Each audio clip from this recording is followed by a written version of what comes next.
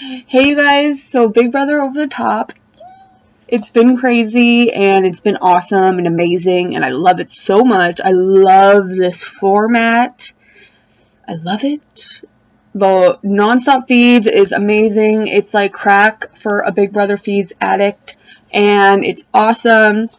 I know I didn't do my everyday video like I promised.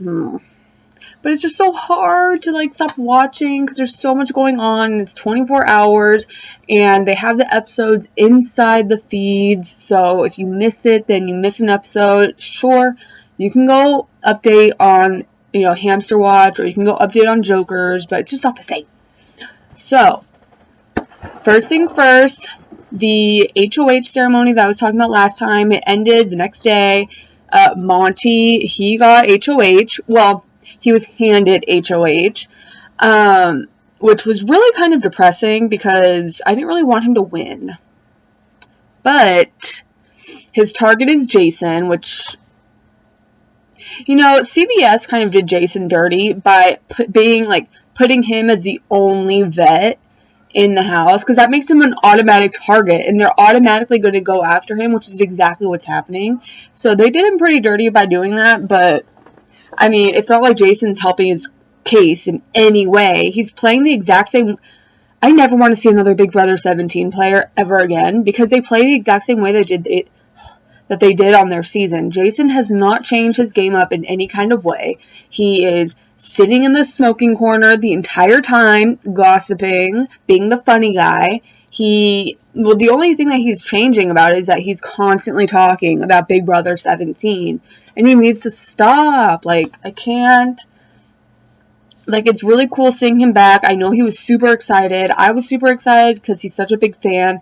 But come on, dude. You are in the damn corner the entire time. You don't talk to anybody, really, unless they come to you. Or unless you're making a sassy little smartass remark to them.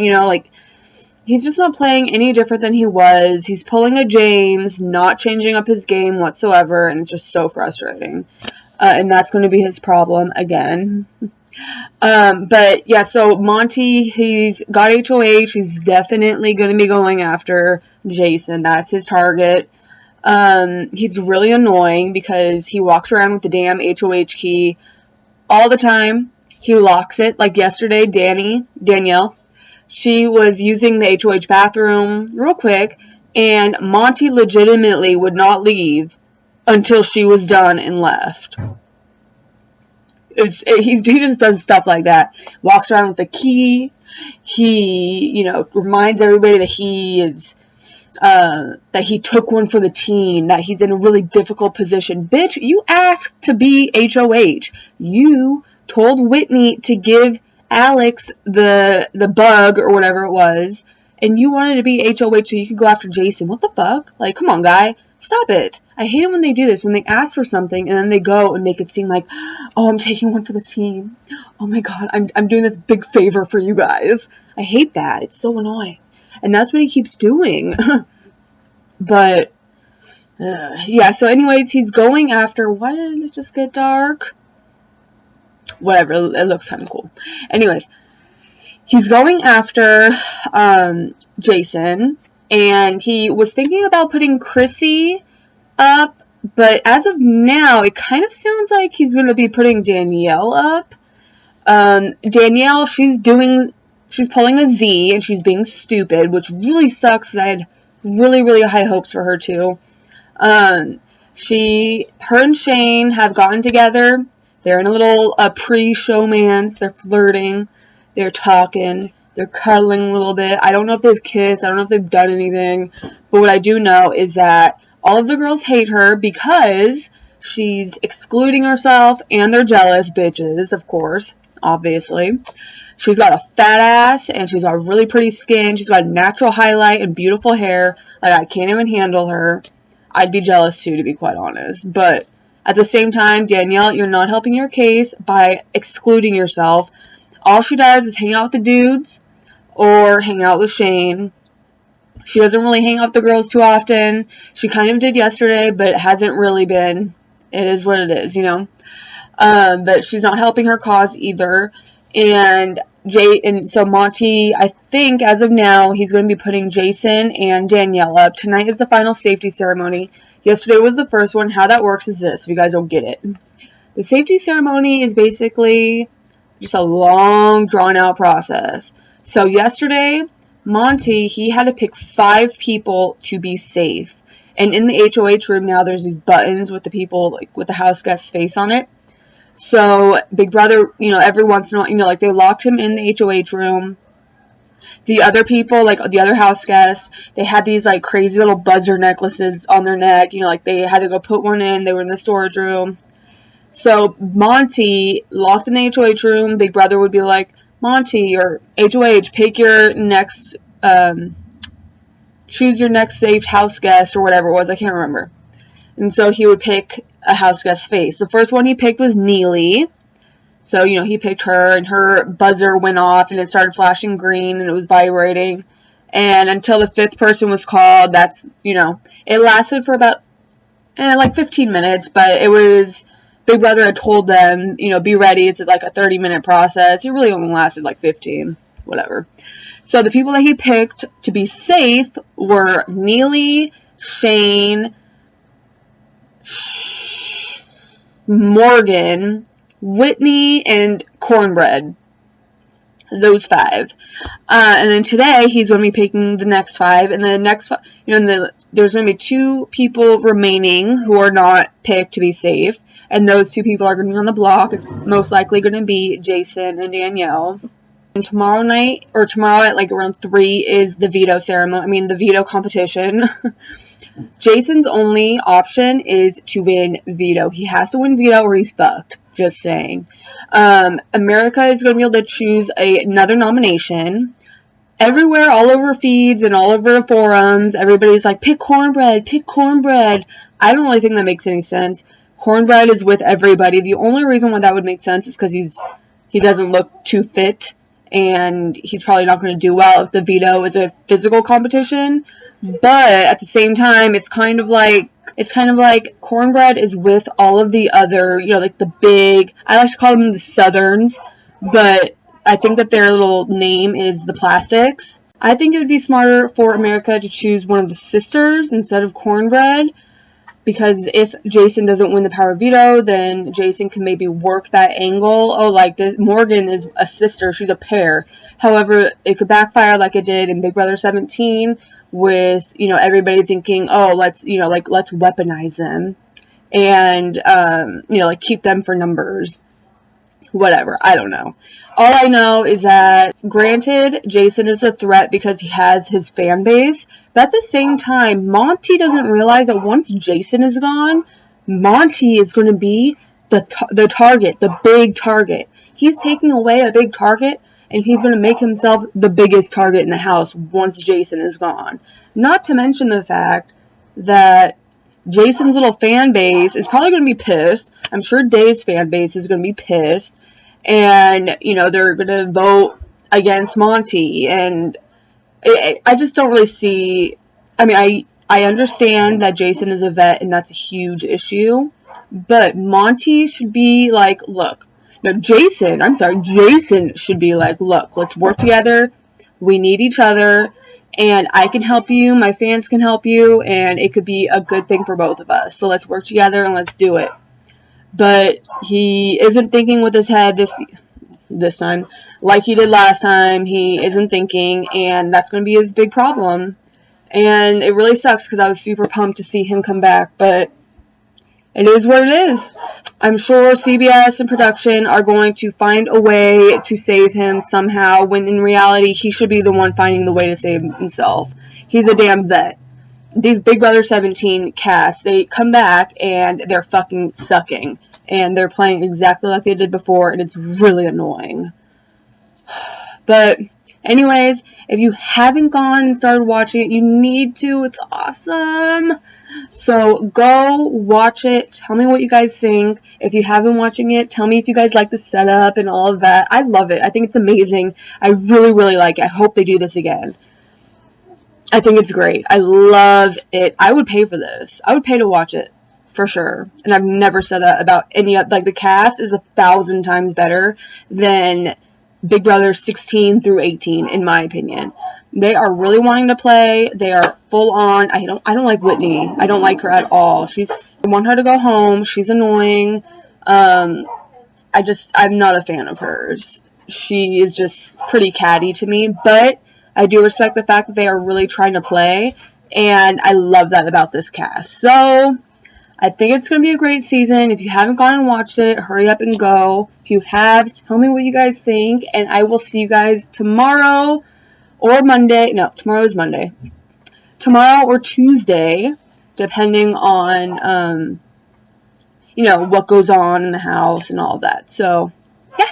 Don't forget to like, comment, and subscribe, and I will see you guys tomorrow or Tuesday. Bye. Hey, you guys. So, I know the video is supposed to be over, but I went to go edit it earlier, and my computer froze, and it took forever for the computer to die because it wouldn't turn off on its own, and then all this other shit, and it was just ridiculous. So, in that time, the second safety ceremony happened, and I figured might as well just include it in the video, so that's what this is. And I kind of want to go into a little bit more detail of my opinions on some of the house guests. So, the second safety ceremony happened, and like I had thought, Jason and Danielle are up on the block. Danielle was not expecting it at all. She started crying and getting emotional and blah. Jason was expecting it, as he should have been. It's really weird with Jason because even last night he was acknowledging the fact that he is playing a shitty game again, and he acknowledged the fact that he is doing this to himself because he was by himself talking the feeds like he normally does, and he was acknowledging all of his mistakes, but yet he isn't changing them. It's so weird. I feel like I'm dying, like yelling at the screen, like, Jason, what are you fucking doing? You know you're doing something wrong. You know you're messing your game up. Why aren't you fixing it? It's just so frustrating. It really is. Like, what is up with these Big Brother 17 players coming back and fucking their second chances up? It's ridiculous to me. I don't even understand. I don't get it. All I know is that it's really disappointing. But yeah, so Jason and Danielle are up. I think that this is going to be a little plan that backfires in Monte's face because, like I said, the girls do not like Danielle. And, in the past, day or two, yeah, she's kind of opened up a little bit more to them, but not enough for them to, like her or for them to start enjoying her presence.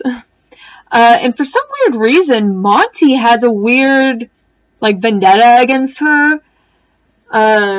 Earlier today, even last night, he was trying to say, oh, I can't read her. She seems like the kind that will just, go off in any moment. He also he was having a conversation with, who was it?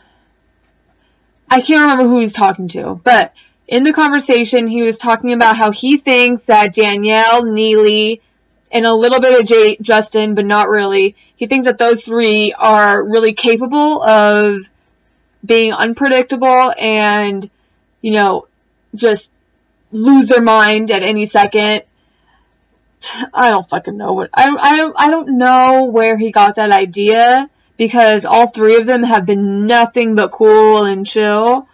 But he's got some weird, I don't even know what it is. He seems to be, dead set against Danielle. I can't tell if it's maybe because she's, in a showman or a flirtmance or whatever they call it with Shane. I don't know if it's because she's really pretty and she didn't want him.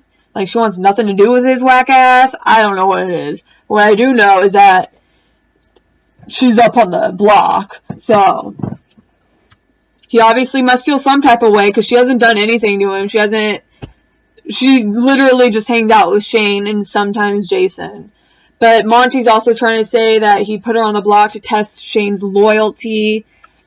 He ended up telling Shane that he was going to be putting her on the block, so Shane did not tell her, so she was definitely surprised and crying and okay. and it was just weird. But as long as Justin isn't up, I'm good. I love Justin. Justin gives, like, feeds existence. He gives feeds so much life. It's hilarious. He's, like, right now, at this very moment, he is in the kitchen sitting, making a tinfoil person. Like, arts and crafts up in that kitchen. He is a culinary artist like no other. That's all he really cares about. It was so funny watching him and Monte have, like, an interaction in the HOH room. Oh my god, I forgot to tell you guys that. Oh my god, Monte. Like, seriously, Monte, I can't with your whack ass. Monte thought it was who of him to, you know, once he got access to the HOH room, he was legitimately, he called each person in to the HOH room individually and had the same conversation with each person pretty much, except for Justin and Jason, and basically told them, you know, with each, like, okay, Shelby, don't tell anybody. No, it's more like this. Shelby, don't tell anybody that I am, you know, we're having this conversation, and don't tell them what we're talking about, but my target is Jason, and he's a really great guy, and he's cool. But, you know, don't tell anybody I said this, Shelby, because I don't want the rest of the house knowing. And then, well, you know, Whitney, I really, really want Jason out, and you can't tell anybody this because, you know, I want it to be a secret, but he's my target. He's a great guy and all, but, you know, he's just dangerous. He's so dangerous. It's going to be a big move, and I'm taking one for the team. Like, this is us sitting there listening to it. This motherfucker? Really? Like, that's what it was. But it was so funny because he was trying to have a conversation with Justin, and literally it was like he was trying to have a serious conversation, same one that he's had with everybody else, and he's been approaching this shit like it is life or death. It's crazy. Anyways, he was trying to talk to Justin, and the only thing Justin cared about was the fact that there was a nice ass fish tank. Like, literally, he was asking Monte, he's like, is that a saltwater fish tank? Those are some dope-ass fish in there, man. And he says, yo, those are some dope-ass fish in there, man. Is that a saltwater tank? 2 minutes later, you like beef jerky? I love beef jerky, man. Yo, that's crazy. That's what he does. And it's so funny. I love it. I think he's hilarious. He's my favorite in the house right now.